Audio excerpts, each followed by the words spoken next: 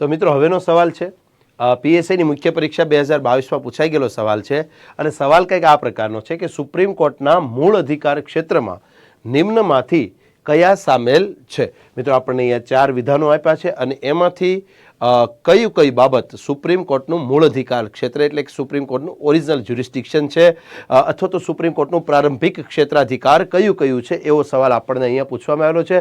અને મિત્રો ખાસ નોંધો કે સુપ્રીમ કોર્ટનું જે મૂળ અધિકાર ક્ષેત્ર છે એનો ઉલ્લેખ ભારતીય બંધારણના અનુચ્છેદ નંબર 131માં કરવામાં આવેલો છે અને આર્ટિકલ નંબર 131 મુજબ સુપ્રીમ કોર્ટના મૂળ અધિકાર ક્ષેત્રની અંદર તમે જો તો એવા વિવાદોનો સમાવેશ થાય છે કે જે વિવાદનો ઉકેલ માત્ર ને માત્ર સુપ્રીમ કોર્ટ જ લાવી શકે છે। દાખલા તરીકે એવા વિવાદ કે જેમાં એક બાજુ કેન્દ્ર સરકાર છે અને એની વિરુદ્ધમાં એક કે એક કરતાં વધારે રાજ્યો છે, બીજો વિવાદ કે જેમાં એક બાજુ કેન્દ્ર સરકાર છે એની તરફેણમાં એક કે એક કરતાં વધારે રાજ્યો છે અને એની વિરુદ્ધમાં એક કે એક કરતાં વધારે રાજ્યો છે, આ બીજા પ્રકારનો વિવાદ। અને ત્રીજા પ્રકારનો વિવાદ છે ભારતના કોઈ પણ રાજ્ય વચ્ચેનો વિવાદ જેનો ઉકેલ લાવવાની સત્તા માત્ર ને માત્ર સુપ્રીમ કોર્ટને જ છે।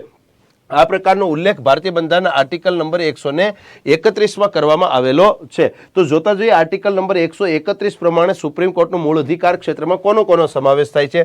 તો વિધાન પહેલું છે ભારત સરકાર અને એક અથવા અધિક રાજ્યો વચ્ચેનો વિવાદ। તો આ વિધાન ખરું છે મિત્રો, ભારત સરકાર મતલબ કેન્દ્ર સરકાર અને એક કે એક કરતાં વધારે રાજ્યો વચ્ચેનો વિવાદ એ સુપ્રીમ કોર્ટનું મૂળભૂત અધિકાર ક્ષેત્ર છે અનુચ્છેદ નંબર 131। બીજું સંસદ અથવા રાજ્યના ધારાસભ્યની ચૂંટણી વિશેનો વિવાદ। તો મિત્રો આ પ્રકારનો કોઈ ઉલ્લેખ બંધારણના અનુચ્છેદ નંબર 131માં છે નહીં અને તેથી તે સુપ્રીમ કોર્ટનું મૂળ અધિકાર ક્ષેત્ર નથી। ત્રીજું ભારત સરકાર અને કેન્દ્ર શાસિત પ્રદેશ વચ્ચેનો વિવાદ। મિત્રો આ પ્રકારનો પણ કોઈ ઉલ્લેખ બંધારણના અનુચ્છેદ નંબર 131માં છે નહીં, રેડી, તેથી ત્રીજો વિધાન પણ ખોટું બને છે।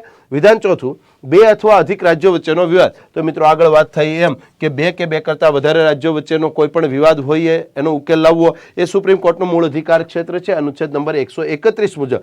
તેથી અહીંયા પહેલું વિધાન અને ચોથું વિધાન ખરું બને છે અને તેથી મિત્રો અહીંયા આપણો જવાબ બને છે ઓપ્શન એ માત્ર 1 અને 4।